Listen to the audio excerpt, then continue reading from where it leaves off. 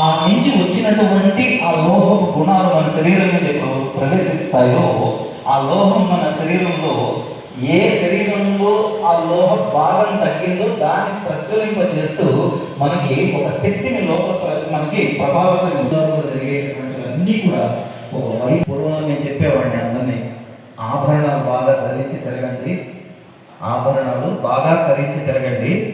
ఎందుకంటే అమ్మవారి వేలు దాటిపోయిందంటే ఇవాళ 1,87,000 మరి ఘోరంగా ఇవి పెట్టుకొని మనని పెట్టుకొని తిరుగుతుంటారు. మనం కూడా ఇప్పుడు పెట్టమనే చెప్తున్నాం మనం. ఎందుకంటే అది బయట పెట్టుకొని తిరిగామనుకోండి, ఎవడు పట్టుకుపోతాడో, ఎవడు పట్టుకుపోవడం సమస్య కాదు, పోతే పోయింది, ఆ నగ అక్కడితో పోయింది, వాడికి ఏదో రుణం అనుకుంటావు.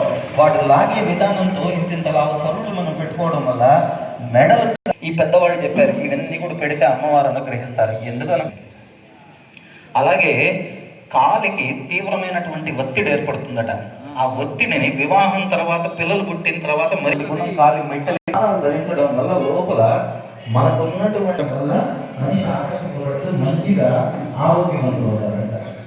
అలాగే బొట్టు, పసుపు, యాంటీబయోటిక్, కుంకుమ, పసుపు రెండు ధరిస్తే దానివల్ల మధ్యలో అక్కడ సన్నటి రంధ్రం ఉంటుంది. దాని ద్వారా